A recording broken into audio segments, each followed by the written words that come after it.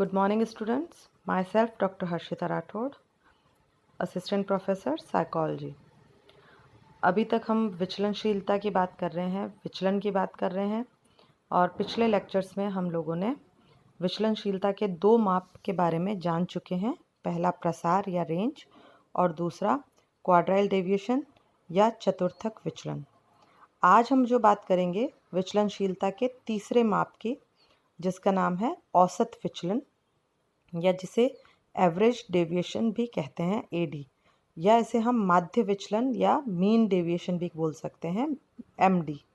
अर्थात एडी और एमडी दोनों एक ही हैं। अब ये औसत विचलन क्या होता है? तो देखिए, किसी भी वितरण या प्रतिदर्श के माध्य से व्यक्तिगत प्राप्तांकों के विचलनों के औसत को औसत विचलन कहते हैं। अर्थात अगर आपके पास माध्य विचलन आपको ज्ञात करना है तो आप सबसे पहले दिए गए डेटा पे मीन निकालेंगे, फिर आपके प्रत्येक प्राप्तांक का उस मीन से माध्य से जो विचलन है उसका औसत निकालेंगे, तो वह माध्य विचलन या औसत विचलन कहलाएगा। रेबर और रेबर ने भी इसकी परिभाषा दी है। औसत विचलन का तात्पर्य प्रत्येक प्राप्तांक तथा माध्य के बीच अंतरों के अंकगणितीय माध्य से होता है।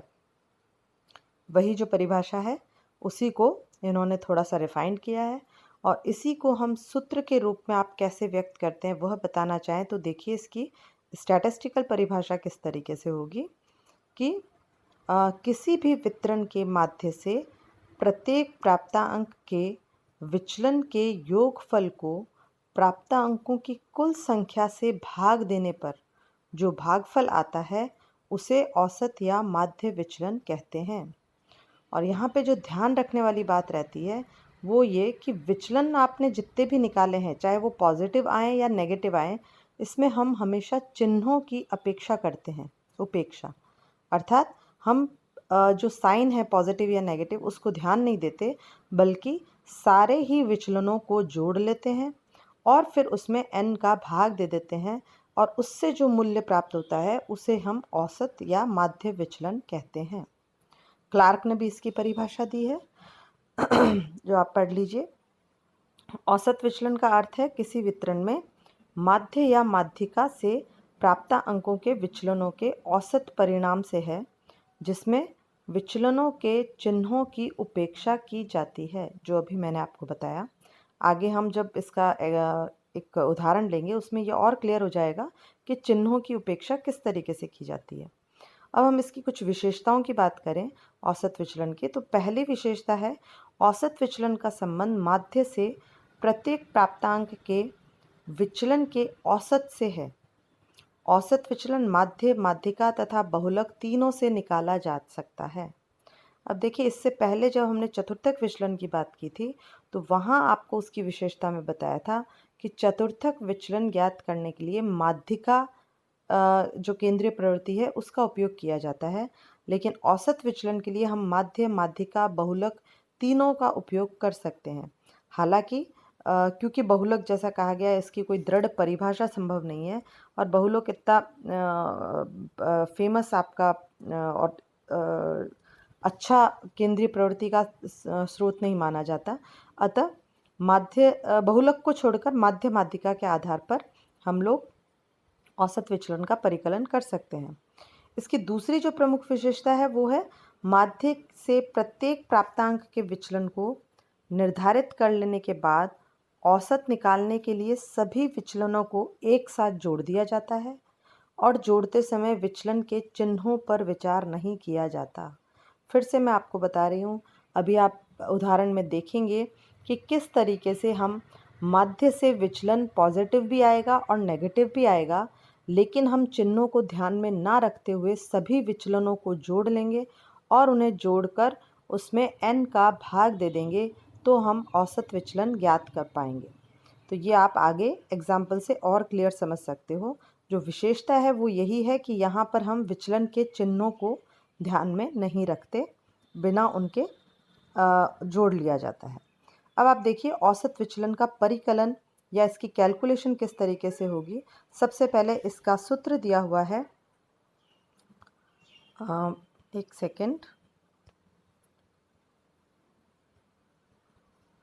देखिए ये यहाँ आपको इसका सूत्र दिख रहा है, ए डी या एम डी कुछ भी लिख लें, is equals to sigma bar x. ये जो दो लाइनें हैं, स्मॉल एक्स के दोनों तरफ जो दो लाइनें हैं, इसे हम बार बोलते हैं, और सिग्मा आगे लगा दिया।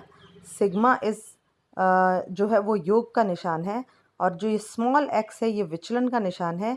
इसके दोनों तरफ बार लगाने का तात्पर्य ये है कि इसमें हम सिग्मा एक्स करेंगे, यानी कि जोड़ेंगे। बार का मतलब है हम चिन्हों को अवॉइड करेंगे, पॉजिटिव और नेगेटिव, अपॉन एन। तो ये आपके ए डी का फॉर्मूला है। देखिए इसमें इनके मीनिंग हम एक बार पढ़ लें। ए डी यानी औसत विचलन, एक्स यहाँ पे ये स्मॉल एक्स है, एक आप पढ़ चुके हैं कैपिटल एक्स, जिसको कि एक आप पढ़ते हैं कैपिटल एक्स, जो कि होता है प्राप्तांक का चिन्ह। सदैव आपका प्राप्तांक का चिन्ह है वो एक्स होता है, जो कि जनरली हम मिड पॉइंट से निकालते हैं, यानी मिड पॉइंट और एक्स सेम होता है। और एक है आपके पास स्मॉल एक्स, जो कि विचलन कहलाता है। विचलन यानी विचलन किससे? मीन से। तो आप मीन माइनस एक्स, सॉरी, आप जब भी आगे देखेंगे हम इसको बताते हैं आगे। एक्स माइनस मीन जब आप करेंगे, एक्स माइनस मीन जो है, यानी एक्स आपका स्कोर माइनस मीन जब आप करेंगे, उसमें यानी कि आप पता लगा रहे हैं मीन से जो आपके स्कोर हैं वो कितने विचलित हैं, कितना विचलन है उनमें, उसको हम स्मॉल एक्स से डिनोट करते हैं। तो यहाँ पे देखिए स्मॉल एक्स एक छोटा एक्स है, जिसका अर्थ है वास्तविक माध्य से प्रत्येक प्राप्तांक का विचलन या अंतर। और देखिए बार यहाँ पे दो दंड दिखाए गए हैं, इसका अर्थ है यहाँ विचलनों को जोड़ते समय पॉजिटिव और नेगेटिव चिन्हों का ध्यान नहीं दिया जाएगा, जो मैंने बार बोला आपको। और सिग्मा का अर्थ है योग का चिन्ह। तो इस तरीके से, और देखिए यहाँ पे छोटा एक्स निकालने का सूत्र भी आपको दे रखा है, ये देखिए जो मैंने बताया, small x is equals to x minus M. X capital x प्राप्तांक है और एम आपका स्कोर है। अब हम एक एग्जाम्पल के थ्रू इसको समझना चाहेंगे। सपोज़ आपको यहाँ हम अनग्रुप्ड डेटा या हम असमूहित समूह ले रहे हैं, जिसमें क्लास इंटरवल नहीं है, सिर्फ आपको प्लेन डेटा दे रखा है, तो उसका आप एडी कैसे निकालेंगे? ये जनरली शॉर्ट क्वेश्चंस में आता है। ये देखिए सिर्फ आपको प्लेन डेटा दे दिया है, यानी कि सिर्फ आपको स्कोर्स दे दिए हैं, कोई क्लास इंटरवल फ्रीक्वेंसी नहीं है, तो इसे हम असमूहित आंकड़े बोलेंगे। असमूहित आंकड़ों पर हम ये जानना चाह रहे हैं कि इसका एडी कैसे निकाला जाएगा। तो आप देखिए इसको हम आगे लेते हैं। ये इस तरीके से आपको ये जो आंकड़े दे रखे हैं उसको आप सबसे पहले एक स्ट्रेट लाइन में ले लेंगे। ये देखिए सारे प्राप्तांकों को एक स्ट्रेट लाइन में ले लिया गया है, स्कोर्स को, और इसके आधार पे आपने स्कोर का सिग्मा एक्स यानी कैपिटल, सबसे पहले क्योंकि आपको मीन निकालना है, मीन का फॉर्मूला आप पीछे पढ़कर आए हैं, सिग्मा एक्स अपॉन एन। तो सबसे पहले जो आपको एक्स दे रखा है उसका आप योग कर लेंगे, जिसे हम सिग्मा एक्स बोलते हैं, यानी सभी को जोड़ लेंगे। यहाँ ये आपका 170 आ रहा है, यानी sigma x is equals to 170।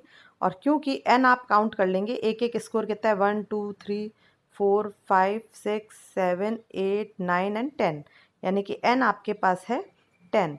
अब आप सिग्मा एक्स अपॉन एन करेंगे तो 170 डिवाइडेड बाय 10, तो ये आपके पास 17 आंसर आ गया।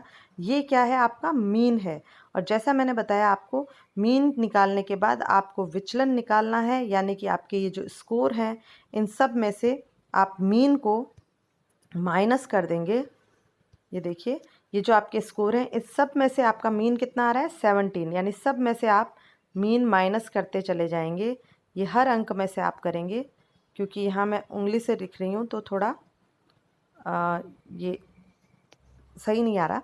इसको आप समझ सकते हैं। ये देखिए यहाँ फॉर्मूला दे रखा है एक्स माइनस मीन, तो ये एक्स आपके पास है, इसमें से आप माइनस मीन कर देंगे, सॉरी। तो ये इस तरीके से सभी में से जब मीन माइनस करेंगे, तो जैसे 10 में से आपने 17 माइनस किया तो माइनस का 7 बचेगा, 15 में से आपने 17 माइनस किया -2 बचेगा, 25 में से 17 माइनस किया तो 8 बचेगा पॉजिटिव। इस तरीके से आपके पास ये विचलन आ जाएंगे, और अब आप इन विचलनों का भी सबका योग कर लेंगे, यानी कि सिग्मा स्मॉल एक्स, जो भी आपके स्मॉल एक्स आपका विचलन है, इस विचलन को, सभी विचलनों को आप योग कर लेंगे। योग करने पर आपके पास 42 आया। और अब आप देखिए योग कैसे किया गया है। यहाँ पे प्लस माइनस सभी को, जो मैंने एक इम्पॉर्टेंट चीज़ बताई थी, फिर से मैं आपको बता रही हूँ। ये देखिए, कभी भी जब हम मीन डेविएशन करते हैं तो आपको फॉर्मूला ये बता रखा है, ये फॉर्मूला है एवरेज डेविएशन या मीन डेविएशन का, सिग्मा बार एक्स। यानी कि आप जब इसको सिग्मा एक्स करेंगे तो यहाँ ये माइनस प्लस का निशान नहीं रखेंगे, इसका ध्यान नहीं रखेंगे। जनरली हम क्या करते हैं कि माइनस के सारे स्कोर्स को एक साथ जोड़ते हैं, माइनस के सभी स्कोर्स को एक साथ जोड़ते हैं, और प्लस के सभी स्कोर्स को, ये माइनस के सभी स्कोर्स को एक साथ जोड़ते हैं, और प्लस के स्कोर्स को एक साथ जोड़ के दोनों को आपस में माइनस कर देते हैं। लेकिन यहाँ पर ऐसा नहीं करना है आपको। यहाँ पे आपको जैसा बताया कि आपको चिन्हों का अवहेलना करनी है, उपेक्षा करनी है। अर्थात आप यहाँ पर सभी दिए गए जो अंक हैं, यानी कि जो भी आपका स्मॉल एक्स आ रहा है, उन सभी को आप जोड़ लेंगे। तो यहाँ पर आप देखिए फिर से, 7 + 2 कितना हो गया, 9, 9 + 8 17, 17 + 6 18, 19, 20, 23, 23 + 2 25, 25 + 4 29, 29 + 2, सॉरी एक सेकेंड, इसको आप काउंट करिए फिर से। देखिए नीचे से अपन काउंट करते हैं, 5 और 6 आपके हो गए 11, 11 + 2 13, 14 15 16 17 18 19 20 21 22 23 24 25 26 27 28 29 30 31 32 33 34 35 36 37 38 39 40 41 42।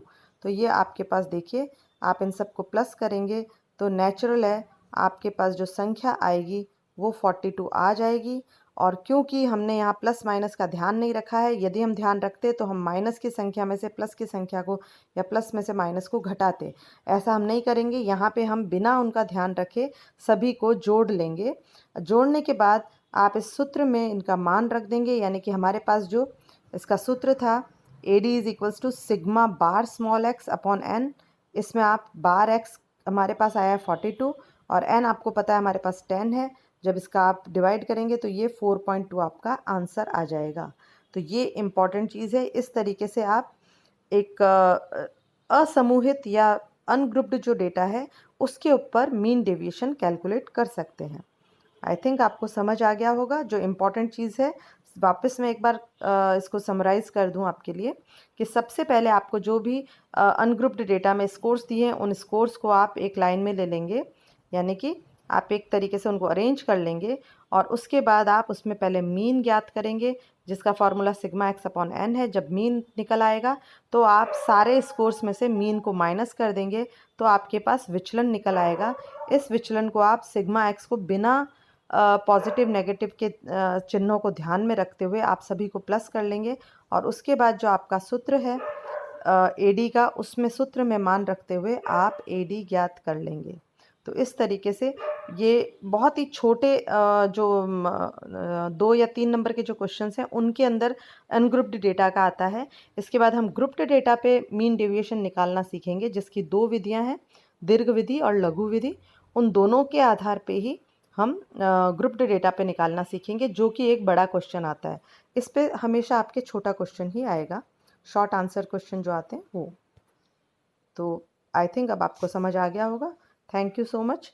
नेक्स्ट क्लास में हम लोग ग्रुप्ड डेटा पर मीन डेविएशन निकालना सीखेंगे।